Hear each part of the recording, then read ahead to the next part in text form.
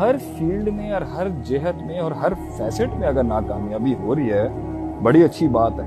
ऐसा turns loaded तजर्बा आ रहा होगा ना इस टाइम पर, मैक्रोज, माइक्रोज, डाइवर्सिटी, लोगों के रवैये, अपनी गलतियां, तदबीर की कमी, तरकीब की कमी, स्ट्रैटेजिकल एरर्स, फिर बंदे सिलेक्ट करने में गलती, दोस्त बनाने में गलती, फिर उसके अंदर आपका भी ये भी फेस चल रहा होगा कि जो है वो चीज़ ही नहीं बिक रही होगी, सब्र का दर्स चल रहा होगा, चीज़ में दम नहीं होगा, नफ्स पे जिल्लत के बलडोजर चल रहे होंगे।